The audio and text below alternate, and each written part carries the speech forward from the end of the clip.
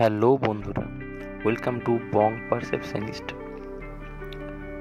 চামটাবুরু, গগরাবুরু, গজাবুরু ইত্যাদি নামগুলো শুনে বুঝতেই পারছেন কোন জায়গার কথা বলছি।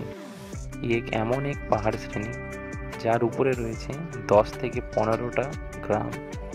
এক বিশাল জনবসতি আছে এই পাহাড়ের উপরে। আছে সুবিশাল আপার ড্যাম, লোয়ার ড্যাম। এছাড়াও রয়েছে এখানে স্রোতস্বিনী, বেশ কিছু ঝর্ণা যার জল অবিরাম ধারায় সারা বছরই প্রায় বইতে থাকে। এছাড়াও রয়েছে পরিত্যক্ত খনন কার্যের জায়গা, মার্বেল লেক এবং বেশ কিছু সুন্দর সুন্দর পাহাড়ি পথ এবং পাহাড় ঘেরা এই প্ল্যাটু। ছোটনাগপুর মালভূমির অন্তর্গত এই মালভূমি অঞ্চল, যারই নাম অযোধ্যা হিল। এই অযোধ্যা হিল যাওয়ার বেশ কয়েকটি রাস্তা আছে। আপনি পুরুলিয়া অবধি ট্রেনে গিয়ে সেখান থেকে সিরকাবাদ বা বলরামপুর হয়ে গাড়ি করে চলে আসতে পারেন অযোধ্যা হিল। তো আমরা গিয়েছিলাম পুরোটাই বাইকার সিরকাবাদ হয়ে। দেখুন এই অপরূপ আখের ক্ষেতের মধ্যে দিয়ে পাহাড় শ্রেণীটা কি অপরূপ দেখায়। এই অযোধ্যা পাহাড়ে আসার আগে শুনেছিলাম এখানে নাকি পাহাড়ের উপরেই রয়েছে 10 থেকে 15টা গ্রাম। সেগুলো দেখার জন্য খুবই এক্সাইটেড আমরা।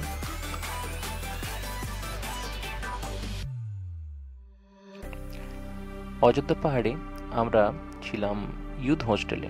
ইউথ হোস্টেল একটি গভর্নমেন্ট প্রপার্টি। এখানে আমরা 1 মাস আগেই প্রি বুকিং করে রেখেছিলাম।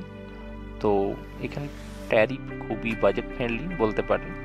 এখানের ডরমেটরি বেডগুলি 200 টাকা থেকে শুরু হচ্ছে, আর ট্রিপল বেড 750, সিঙ্গেল বেড আরও কমে আছে 600। এর উপরেও কিছু ভ্যারাইটিস টাইপ অফ প্রাইস রেঞ্জে আপনি বিভিন্ন ধরনের রুম পেয়ে যাবেন। ভিআইপি রুমও অ্যাভেলেবেল আছে।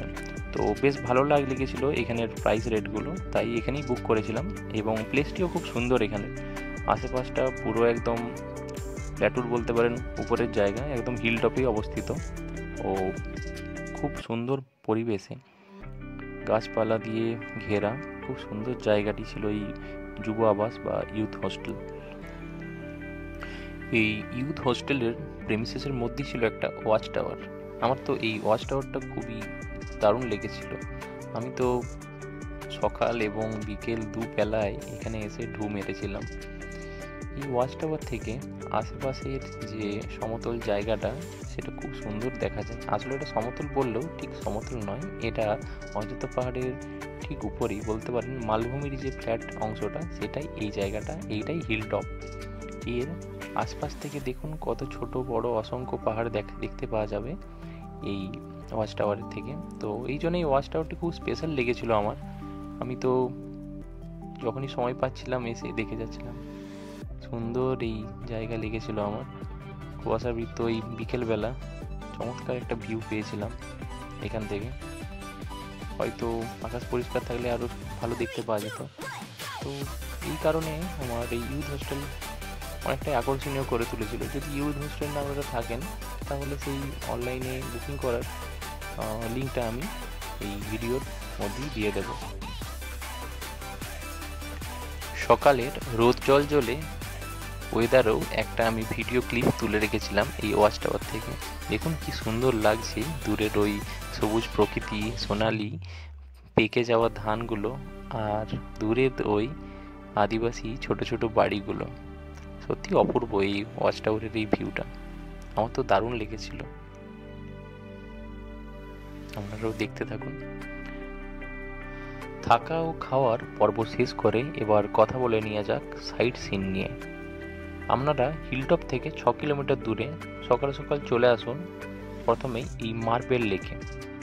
মার্বেল লেক পাহাড়ের উপরে খুবই অপূর্ব সুন্দর একটি জায়গা। ওপেন পিট মাইনিংয়ের একটি জায়গা ছিল এই মার্বেল লেক। পরবর্তীতে এই ওপেন পিট মাইনিং বন্ধ হয়ে যাওয়ার কারণে আশেপাশের জল সঞ্চিত হয়ে এই লেকটির সৃষ্টি হয়। অপূর্ব সুন্দর এই মাইনিং লেক। মার্বেল পাথর এবং নীলাভ সবুজ এই জল ঝকমকিয়ে দেয় আমাদের চোখকে। সূর্যের এই রিফ্লেকশন, এই লাইট আরও অপূর্ব করে তোলে এই মার্বেল লেককে। হোক পড়ন্ত বিকেল কি আগন্ত সকাল, সব সময়ই এই মার্বেল লেকের সৌন্দর্যতা আপনাকে মুগ্ধ করবেই। সত্যি তৃপ্তিদায়ক এই দৃশ্য আপনার মনে এক আনন্দের সৃষ্টি করবে। আমি মার্বেল লেকে দুভাবে দেখেছিলাম। প্রথমত আমি মার্বেল লেককে সামনাসামনি দেখি এবং তারপরে মার্বেল লেকের সামনের এই সামান্য উঁচু অংশ থেকে উঠে মার্বেল লেকে আরেকবার প্রত্যক্ষ করি। সত্যি এই উপর থেকে মার্বেল লেককে আরও সুন্দর লাগে, খুবই সুন্দর লাগছিল এই উপরের জায়গা থেকে। আপনারাও যদি এসে থাকেন নিশ্চয়ই এখান থেকে একবার দেখে থাকবেন। হ্যাঁ, উঠতে একটু কষ্ট হতে পারে, এটা বলে দিলাম। এরপর আমরা গিয়েছিলাম WBSCDCL এর পুরুলিয়া পাম্পড স্টোরেজ প্রজেক্টে, যেটা আপার ড্যাম। এই আপার ড্যামে জল আসে লোয়ার ড্যাম থেকে পাম্প করে, এবং সেই পাম্প করা জলটা পরবর্তীতে আপার ড্যাম থেকে ছাড়া হয় টারবাইনের মাধ্যমে, যার মাধ্যমে জলবিদ্যুৎ উৎপন্ন হয়ে থাকে এবং সেই জল আবার রিসাইকেল করে আপার ড্যামে ওঠানো হয়। এইভাবেই এই প্রজেক্টটা চলতে থাকে। তো এই খরাপ্রবণ এলাকাতে এইরকম একটা ইউনিক প্রজেক্ট সত্যি মানে মনমুগ্ধ করার মতন। তো খুব ভালো লেগেছিল এই PPSP প্রজেক্টটি। WBSCDCL-কে খুবই সাধুবাদ। এই প্রজেক্টের মাধ্যমে বার্ষিক 900 মেগাওয়াট বিদ্যুৎ উৎপন্ন হয়ে থাকে। একদিকে সঞ্চিত অথই জল, আরেকদিকে সবুজ নীলাভ পাহাড় শ্রেণী। সত্যি অপূর্ব মন মাতানো এই দৃশ্য। খুব অবাক লাগে আপার ড্যামের এই সৌন্দর্যতা। বাইকারদের জন্য তো অন্যতম এই আপার ড্যামের রাস্তা। খুবই ভালো লেগেছিল এখানে সময় কাটাতে। সুন্দর এই জায়গাটা। এরপরে আমরা চলে গিয়েছিলাম দুর্গা ফলসের দিকে। দুর্গা ফলস, বামনি ফলস পেরিয়ে যেতে হয়। এই মার্বেল লেক, দুর্গা ফলস এবং বামনি ফলস সবকটাই 5 কিলোমিটারের মধ্যেই আশেপাশেই পড়ে। এই দুর্গা ফল তুলনামূলক কম হাইটে অবস্থিত। এর যে সিঁড়িগুলি সেগুলি একটু কম, কিন্তু একটু পিচ্ছিল। তো একটু দেখে শুনে এই ফলসে নামার ট্রাই করবে। পাথরের উপর অনেক শ্যাওলা জমে আছে। আমার সামনেই 1-2 জনের অ্যাক্সিডেন্ট হয়ে গিয়েছিল। তো একটু দেখে শুনে এই স্রোতস্বিনী ঝর্ণাগুলিতে নামা উচিত, কিন্তু এর এই অপূর্ব সৌন্দর্যতা আপনাকে মুগ্ধ করবেই। তো এটা একটা মাস্ট ভিজিট প্লেস। অবশ্যই এখানে আসবেন, নিজে প্রত্যক্ষ করবেন, এই ঝর্ণায় হাত দেবেন, নিজের গা ডোবাতেও পারেন যদি মন চায়, কিন্তু এটা অবশ্যই মাস্ট ভিজিট একটা প্লেস। তুঙ্গা ফলস আমার খুবই ভালো লেগেছিল। এই তুঙ্গা ফলসের জলরাশি তুঙ্গা ড্যামে সঞ্চিত হয়ে থাকে। তুঙ্গা ফলসের পর আমরা গিয়েছিলাম বামনি ওয়াটারফলসে। বামনি ওয়াটারফলসের যে সময় আমরা গিয়েছিলাম সেই সময় কোনো এন্ট্রি ফি লাগেনি, কিন্তু বাইরে এন্ট্রি ফির একটা বোর্ড লাগানো ছিল। হয়তো অন্য কোনো টাইমে যে সময় অনেক ট্যুরিস্ট রাশ থাকে সেই সময় হয়তো এন্ট্রি ফি নেওয়া হয়ে থাকে।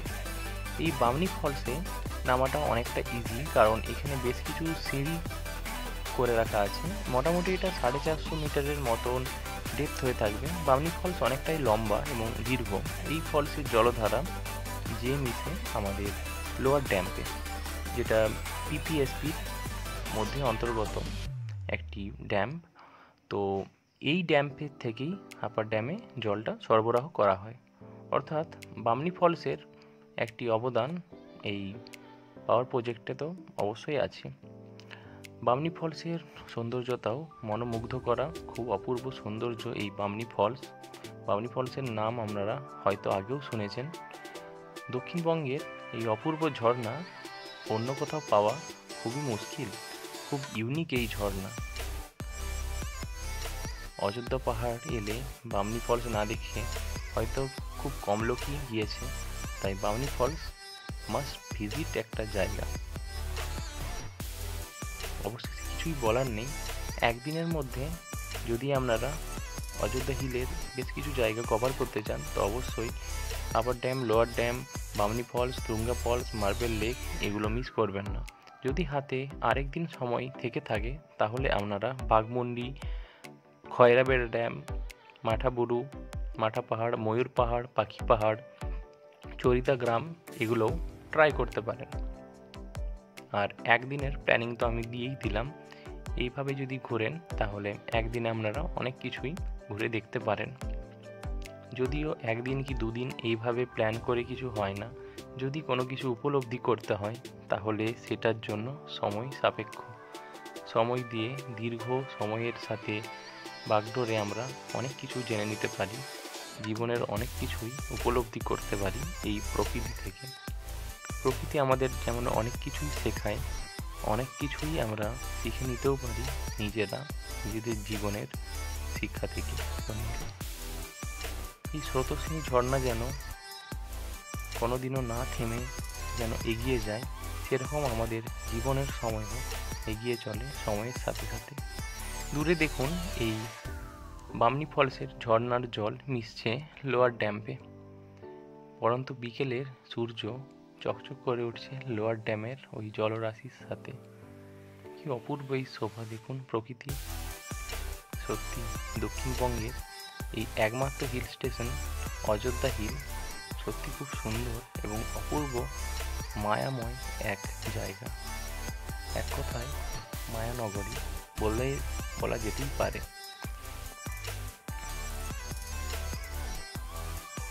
জল সত্যি আপনাকে মুগ্ধ করবে, এই ঝর্ণা আপনাকে বাকহারা করে তুলবে। এমনই এর প্রালুব্ধতা, এমনই এর স্নিগ্ধতা। বং পারসেপশনিস্টের এই ভিডিওটি আজকের মতো এখানেই শেষ হলো। দেখা হবে নতুন কোনো ভিডিওতে। সাথে থাকুন লাইক এবং সাবস্ক্রাইবের মাধ্যমে। দেখা হচ্ছে আরেক নতুন ভিডিওতে। সো আজকের মতো বাই।